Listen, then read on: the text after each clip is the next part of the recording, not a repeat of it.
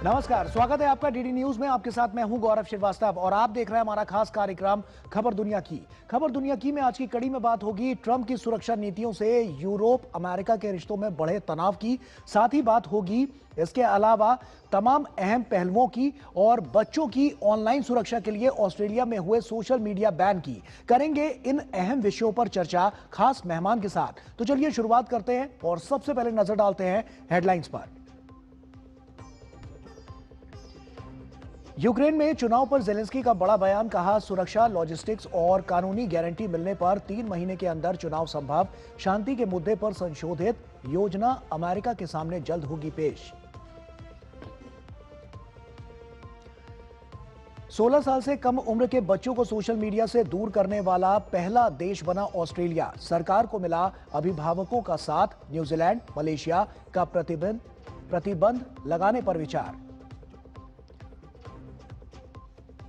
Thailand, Cambodia के बीच जारी संघर्ष पर अमेरिकी राष्ट्रपति ने जताई निराशा। कहा, जल्द करेंगे बातचीत। दोनों देशों के बीच तीसरे दिन भी जारी संघर्ष। करीब 5 लाख लोग हुए विस्थापित। यूरोपीय संघ ने 2040 तक शुद्ध ग्रीन हाउस गैस उत्सर्जन में 90% की कटौती को दी मंजूरी। सदस्य देश अब तक 1990 के स्तर की तुलना में उत्सर्जन में 37% की कटौती का लक्ष्य कर चुके हैं हासिल। रवांडा ने कांगो और बुरुंदी पर लगाया संघर्ष विराम उल्लंघन का आरोप। कांगो की सेना और M23 विद्रोहियों के बीच घमासान जारी। अमेरिका और EU की सभी पक्षों से संयम बरतने की अपील।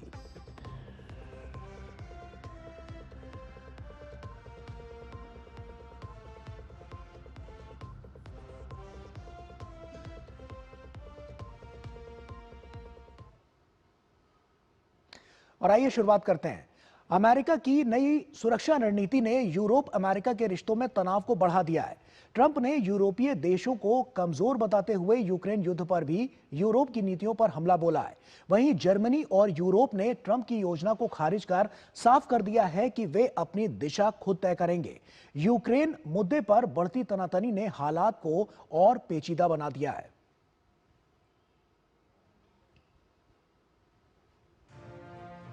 हाल ही में ट्रंप प्रशासन ने अपनी राष्ट्रीय सुरक्षा रणनीति में बड़ा बदलाव किया है।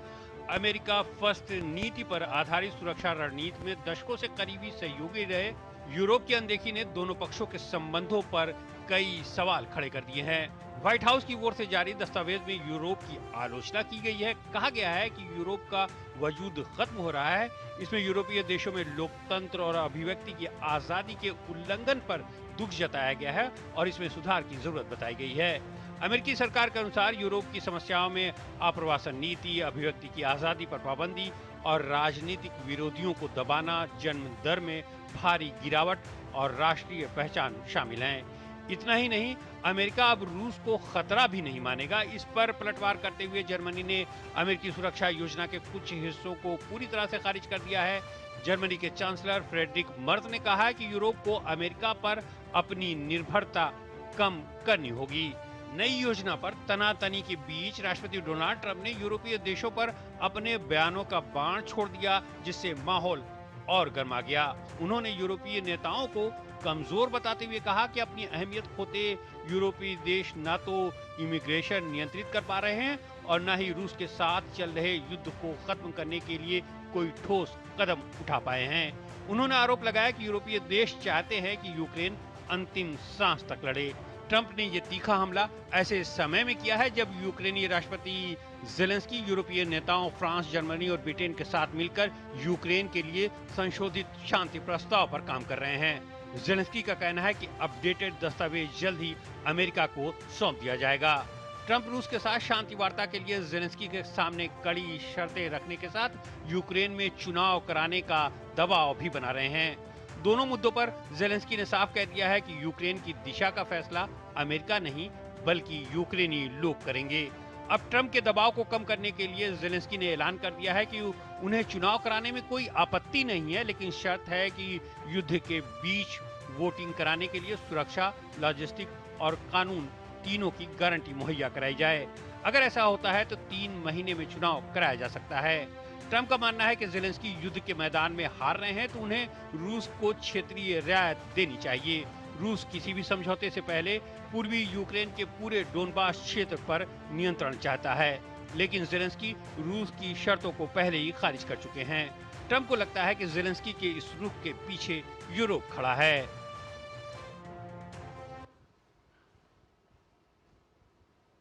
तो इस अहम विषय पर यह रिपोर्ट आपने देखी, आइए इसी पर चर्चा करते हैं। प्रभु दयाल जी हमारे साथ जुड़ रहे हैं, फॉर्मर सीनियर डिप्लोमेट है। सर, बहुत स्वागत आपका। और उसी के साथ सबसे पहला सवाल कि ये जो कमजोर यूरोप वाली जो टिप्पणी है जो ट्रंप ने की है, क्या नाटो में जो पैसों को लेकर जो डिफरेंस है उस पर अपनी दबाव की रणनीति दिखाने के लिए क्या ये जो कदम है वो उठाया गया है ट्रंप द्वारा? आपको क्या लगता है? देखिए, ये जो आपने कहा कि जो नेटो के संबंध में ट्रंप कुछ नाराजगी जताते हुए हैं कि नाटो के देश जो उनसे 2% अपने जीडीपी का उनको देना होता है जी। वो उसके लिए तैयार नहीं होते, कई उसमें देर करते। इस बात से तो ट्रंप नाराज है।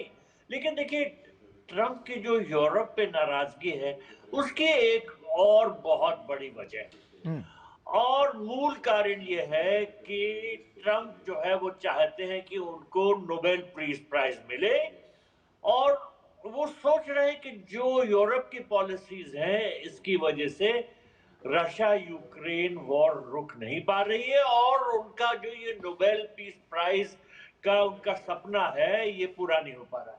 देखिए, असली वजह यह है कि ट्रंप ने पूरी ये सोच लगाई थी कि रूस को मना लेंगे और फिर पीस एग्रीमेंट हो जाएगा और उन्होंने अलास्का में पुतिन को बुलाया और रशियन लीडर्स के साथ बार बार अमेरिकन रिप्रेजेंटेटिव स्टीव विटकॉफ और जैरेड कुशनर की बातचीत होती रही कि वो ऐसा पीस एग्रीमेंट हो जो रशिया को मंजूर हो जी। तो ऐसा ही एक 28 पॉइंट प्लान बनाया गया था, लेकिन वो पूरी तरह से ऐसा था कि वो रशिया का पक्ष ले रहा था। तो यूक्रेन ने और यूरोपियन लीडर्स ने उसको रिजेक्ट कर दिया और यूक्रेन ने अमेरिका के साथ बातचीत की और ये दूसरा पॉइंट छोटा एक प्लान बना जो 19 पॉइंट का था जो कि यूक्रेन मंजूर करने के लिए तैयार था, लेकिन वो रूस को नहीं मंजूर।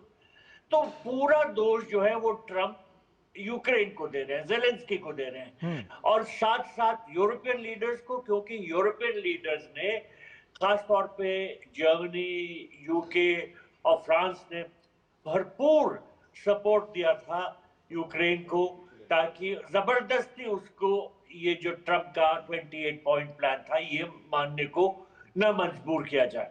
जी। तो इस वजह से ट्रंप जो है वो ज़ेलेंस्की से भी नाराज है और वो साथ साथ यूरोपियन लीडर्स के साथ भी नाराज है क्योंकि उनको लगता है इन्होंने जो वो पीस प्लान है वो पूरा नहीं होने दिया और रूस तो मान गया था। लेकिन देखिए कैसे यूरोप और यूक्रेन ऐसा प्लान मानते जो पूरी तरह से रशिया के पक्ष में था। तो ट्रंप ने जो हमला है यूरोपियन लीडर्स और ज़ेलेंस्की के ऊपर और तेज कर दिया। हाल ही में उन्होंने एक इंटरव्यू में ये कहा कि ये जो यूरोपियन लीडर्स हैं ये सिर्फ बात करते हैं और कुछ काम नहीं करते और ये भी कहा कि जो वो अपना जो सपोर्ट है जो यूक्रेन को दे रहे हैं वो धीरे धीरे कम भी कर देंगे। हर तरह से उन्होंने ये जाहिर करने की कोशिश की कि यूरोप के जो लीडर्स हैं उनकी पॉलिसीज जो हैं वो ठीक नहीं है और यूक्रेन के युद्ध के प्रति तो बिल्कुल ही गलत है। तो लेकिन बात यह है कि उन्होंने प्रभु सर, इसमें यह भी तो समझने वाली बात है कि जिस तरह की जो बात मिडिल में आकर ट्रंप ने की थी कि रूस और यूक्रेन किसी तरह से शांति के पक्ष पर आगे बढ़ेंगे, लेकिन अभी जो मौजूदा स्थिति है जिसमें साफ तौर पर यूरोप सपोर्ट करता हुआ यूक्रेन का नजर आ रहा है, तो ऐसे में अभी आगे की राह कैसे होने वाली है? क्या अभी और ज्यादा इस तरह से जो युद्ध है और भीषण होता हुआ नजर आ सकता है या इसके भी अलग अलग पैमाने हैं और अलग अलग मतभेद हैं जो साफ तौर पर समय के साथ धीरे धीरे करके उजागर होते हुए नजर आ रहे हैं? आपको क्या लगता है? देखिए, मुझे ये लगता है कि कुछ ऐसे मुद्दे हैं जिन पे दोनों पक्षों में दूरी बनी हुई है और समझौता होना मुश्किल है। पहली बात तो टेरिटोरियल मैटर्स की है जो रशिया चाहता है वो ये कि क्राइमिया और ईस्टर्न यूक्रेन में जो टेरिटरीज उसके कब्जे में हैं वो उसी के हो जाए। यूक्रेन मान जाए कि वो सीड कर दे ये टेरिटरीज और वो रशिया को दे दी जाए हमेशा के लिए। दूसरी बात, जो रशिया कहता है कि यूक्रेन को नेटो का सदस्य नहीं बनना चाहिए और नेटो को अपने कॉन्स्टिट्यूशन में ये लिख देना चाहिए कि हम कभी भी यूक्रेन को मेंबर नहीं होने देंगे। तो नेटो इसके लिए तैयार है ना, यूक्रेन तैयार है, क्योंकि वो कहते हैं हमारा सॉवरेन राइट है। नेटो कहता है कि हम जिस यूरोपियन कंट्री को हमें शामिल होना है वो हो रहे हैं। तो रूस कौन होता है मना करने वाला? तो ये ऐसे मुद्दे हैं जिसमें बहुत दूरी है, तनाव है, ना रूस झुकने को तैयार है, ना यूरोपियन कंट्रीज साथ साथ यूक्रेन के खड़े हैं और वो भी झुकने को तैयार नहीं है। तो इस वजह से ये बिल्कुल प्रभु सर, जो आप बात यहाँ पर कर रहे हैं वो अपने आप में बहुत गंभीर तो आई है और तमाम इंपॉर्टेंट फैक्टर्स को भी उजागर करती हैं, क्योंकि इंटरनेशनल फोरम पर जब हम देख रहे हैं कि जिस तरह से जो ट्रंप की बयानबाजी है वो तो तेज होती हुई नजर आ रही है, लेकिन आने वाले समय में और देखना होगा कि तस्वीर किस ओर इशारा करती है और कितनी साफ होती हुई नजर आती है जो तमाम कॉन्फ्लिक्ट चल रहे हैं उसमें और जो ट्रंप कह रहे हैं उस पर। बहुत बहुत शुक्रिया प्रभु सर जुड़ने के लिए और तमाम बातचीत हमसे यहां पर करने के लिए, बहुत बहुत शुक्रिया आपका। एक छोटे से ब्रेक का यहां पर वक्त हो गया, ब्रेक के उस पार जब लौटेंगे तो अपनी दूसरी खबर से आपको रूबरू कराएंगे और उसी पर चर्चा करेंगे। छोटा सा ब्रेक ले रहे हैं, जल्द हाजिर होते हैं।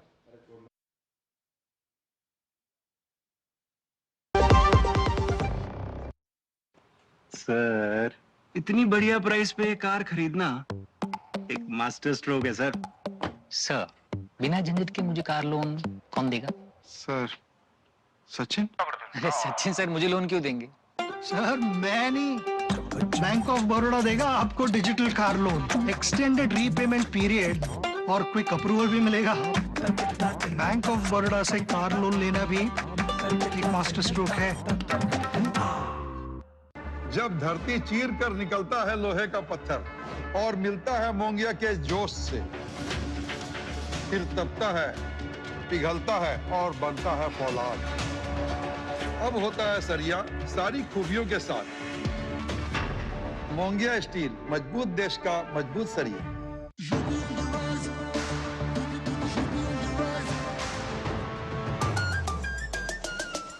UP on the rise, सुन ले आसमां, डबल इंजन का ये मिशन है महान। 2047 तक हम न रुकेंगे, 6 ट्रिलियन का ड्रीम पूरा करेंगे।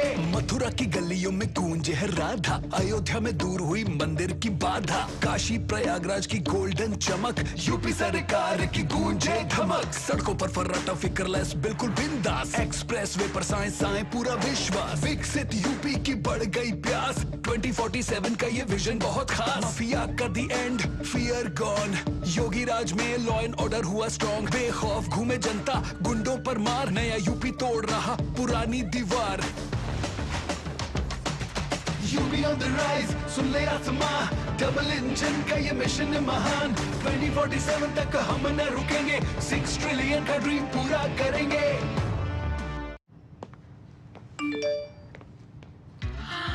10 लाख की लॉटरी मुझे, वाओ! फर्जी ऑफर्स से सावधान। RBI कहता है जानकार बनिए, सतर्क रहिए।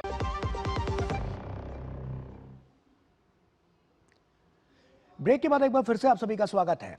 बच्चों की ऑनलाइन सुरक्षा के लिए ऑस्ट्रेलिया ने ऐतिहासिक कदम उठाते हुए 16 साल से कम उम्र के बच्चों के सोशल मीडिया अकाउंट्स पर बैन लगा दिया है। कड़े नियम, भारी जुर्माना और सख्त उम्र जांच के साथ यह दुनिया का पहला मॉडल बन गया है जिस पर अब कई देश नजर लगाए हुए हैं। क्या होगा इसका परिणाम, आइए जानते हैं। बचपन को बचाना है, सोशल मीडिया से दूर भगाना है। इसी संकल्प के साथ ऑस्ट्रेलिया ने नया इतिहास दर्ज करते हुए 16 साल से कम उम्र के बच्चों को सोशल मीडिया प्लेटफॉर्म पर अकाउंट बनाने पर बैन कर दिया है। इस तरह का प्रतिबंध लगाने वाला ऑस्ट्रेलिया दुनिया का पहला देश बन गया है। 16 साल से कम उम्र के बच्चे सोशल मीडिया प्लेटफॉर्म पर अब अकाउंट बना और चला नहीं सकते हैं। ऑनलाइन सेफ्टी अमेंडमेंट बिल 2024 में पास हुआ था। इसका मकसद 16 साल से कम उम्र के बच्चों को लत लगाने वाले एल्गोरिदम, ऑनलाइन फ्रॉड और साइबर बुलिंग से बचाना है। सरकार का कहना है कि ये बैन नहीं है बल्कि उचित आयु की प्रतीक्षा है, यानी 16 साल की उम्र को पार करते ही इसका इस्तेमाल किया जा सकता है। इसके लिए कंपनियों को यूजर्स की उम्र की परख करनी होगी। कानून का उल्लंघन होने पर बच्चों या अभिभावकों पर नहीं बल्कि कंपनियों के खिलाफ कार्रवाई हो सकती है। ऐसा न करने पर उन पर 49.5 मिलियन ऑस्ट्रेलियाई डॉलर का जुर्माना लग सकता है। पीएम अल्बनीज ने इसे परिवारों की ताकत की वापसी बताया है। दुनिया ऑस्ट्रेलिया को देख रही है और अगर ऑस्ट्रेलिया कर सकता है तो अन्य देश क्यों नहीं। ये प्रतिबंध उन प्लेटफॉर्म पर लगेंगे जिन पर सोशल इंटरेक्शन होता है, यानी इस आयु सीमा वाले बच्चे फेसबुक, इंस्टाग्राम, टिकटॉक और यूट्यूब नहीं चला सकेंगे। Threads, x, Twitch, Snapchat, kick और रेडिट भी बच्चों की पहुंच से दूर हो जाएंगे। यूट्यूब और रेडिट पर बच्चे वीडियो देख सकेंगे लेकिन अकाउंट बनाकर कमेंट या पोस्ट नहीं कर सकेंगे। हालांकि Discord, Messenger, WhatsApp, GitHub, Google Classroom, Lego Play, Roblox, Steam और यूथ किड्स जैसे प्लेटफॉर्म बैन से बाहर हैं। प्लेटफॉर्म को एज रिलेटेड सिग्नल चेक करने होंगे, जैसे अकाउंट कितना पुराना है, बच्चे के कंटेंट पर इंटरेक्शन या प्रोफाइल फोटो से उम्र का अनुमान। बैन किए गए प्लेटफॉर्म को पहले से ही पता है कि कौन उनकी सर्विस का इस्तेमाल कर रहा है, क्योंकि अकाउंट खोलते समय यूजर्स अपनी जन्म तिथि दर्ज करते हैं। ज्यादातर यूजर्स वीडियो सेल्फी का विकल्प चुनते हैं। इसमें चेहरे के डेटा पॉइंट्स का इस्तेमाल करके उम्र का अनुमान लगाया जा सकता है। बैन पर किशोरों की मिली जुली प्रतिक्रिया आई है। मुझे लगता है कि अंततः इसके बिना भी हम सीख जाएंगे कि इसके साथ कैसे तालमेल बिठाया जाए। इस कार्रवाई के चलते ऑस्ट्रेलिया में 10 लाख से ज्यादा यूजर्स के अकाउंट डिलीट हो जाएंगे। न्यूजीलैंड, डेनमार्क और मलेशिया सहित कई देशों ने ऑस्ट्रेलिया की पहल का अध्ययन करने के संकेत दिए हैं। और आइए इसी पर चर्चा करते हैं। सुबिमल भट्टाचार्य जी हमारे साथ जुड़ रहे हैं, आईटी एक्सपर्ट हैं। बहुत स्वागत सुबिमल जी आपका। और उसी के साथ सबसे पहला सवाल यही है कि आप कैसे देखते हैं इस कदम को, क्योंकि कहीं ना कहीं वर्ल्ड फोरम पर पहला देश बन गया ऑस्ट्रेलिया जिसने ऐसा कोई स्टेप उठाया है। इससे जो युवा है यानी कि जेनजी जिन्हें हम बुलाते हैं, उन पर क्या इंपैक्ट पड़ता हुआ नजर आएगा? क्या उनकी प्राइवेसी अब और ज्यादा बेहतर हो पाएगी, या वो जो डिजिटली सीखते थे उसमें अब कमी आती हुई नजर आएगी, या वो लिमिट हो जाएगी?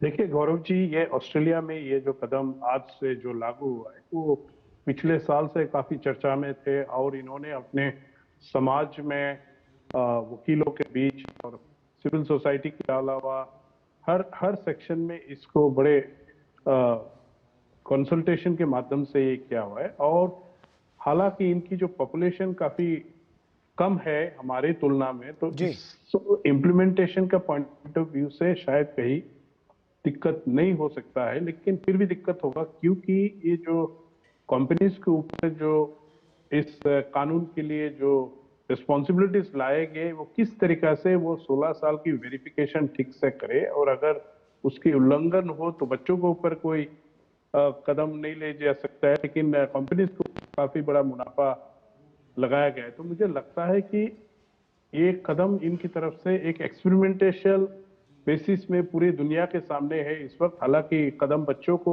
इंटरनेट में प्रोटेक्ट करने के लिए साइबर बुलिंग से या हार्मफुल कंटेंट से या इवन जो मेंटल डिसऑर्डर हो रहा है इसके लिए बड़े अच्छे कदम है, लेकिन किस तरीके से इम्प्लीमेंट करके इसको ये लोग सही तरीके से इसको अपना सकता है और कितने समय में इसको एक स्टेबल रूप में, सही रूप में, कि जो भी कोई 16 साल के नीचे है वो इसी से बच सकता है या इनको निकाला जाएगा। बिल्कुल जैसे आपने की जिक्र किया था कि 10 लाख अकाउंट्स अब आगे बंद हो जाएगा। तो ये इनकी जो कदम है ये एक एक्सपेरिमेंटल बेसिस पे पूरी दुनिया देख रही है। हमारा यहाँ पे भी काफी निगरानी है, हमारा देश में भी बच्चों को किस तरीके से ऑनलाइन नेटवर्क्स में आप सुबिमल जी, लेकिन एक सवाल ये आता है कि बहुत सारे ऐसे बच्चे होते हैं जो कंटेंट क्रिएटर बनना चाहते हैं, क्या उनके लिए भी कोई और विकल्प है इस तरह का? क्योंकि हम कहीं कह सकते हैं कि अगर यहाँ से ऑस्ट्रेलिया ने जब इसको लागू किया है, ये बैन लगाया है, तो कई देश ऐसे हो सकते हैं जो इससे प्रभावित होकर आगे आ सकते हैं। क्या उन पर भी ये इम्पैक्ट पड़ता हुआ नजर आएगा? बिल्कुल, सब में एक इम्पैक्ट रहेगा, क्योंकि अगर आप देखें 16 साल और 13 साल जहां तक मैक्सिमम सोशल मीडिया एक्सेस दे रहे हैं। और अगर अपने देश के भी अगर आप देखें तो ये जो digital personal data protection act हमने अभी लागू की है, तो इसमें हमने 18 साल के बच्चों के नीचे 18 साल के नीचे जो बच्चों है उनके पेरेंटल कंसेंट की बात आती है। तो हमने बड़े मैच्योर तरीके से इस चीज को देखा है जब हमने अपने ये नया कानून बनाया है कि 18 साल का एक बेस रखे और 18 साल के नीचे पेरेंटल कंसेंट जब रहते हैं तो उससे हमें लगता है कि हम एक तरीके से, क्योंकि हमारे जो जनसंख्या विशेषकर हमारे जो नौजवान जो है करीब 38 करोड़ नौजवान सोशल मीडिया में है। और एक खबर मैंने ये भी देखा था कि यहाँ पे 10 से 14 साल के बच्चों करीब 37% ऐसे बच्चे हैं जो इंटरनेट में सोशल मीडिया में जुड़े हुए। निश्चित तौर पर ये जो आंकड़े आप बता रहे हैं ये काफी महत्वपूर्ण तो ही है, लेकिन आने वाले समय में देखना होगा कि अभी जो वहां पर ये बैन है उसके लिए आगे क्या होता है, और ये समय के साथ इंतजार भी करना होगा, क्योंकि आने वाले समय में जो तस्वीर है वो और साफ होती हुई नजर आएगी और वहां के युवा कैसे इसका स्वागत करते हैं ये देखने वाली बात होगी। बहुत बहुत शुक्रिया हमसे जुड़ने के लिए और तमाम बातचीत हमसे यहाँ पर करने के लिए। तो इसी के साथ फिलहाल इतना ही, लेकिन जाते जाते अब नजर डालते हैं कुछ और अन्य महत्वपूर्ण अंतर्राष्ट्रीय खबरों पर। तो आप इन खबरों को देखिए, हमें और हमारी पूरी टीम को दीजिए इजाजत। नमस्कार।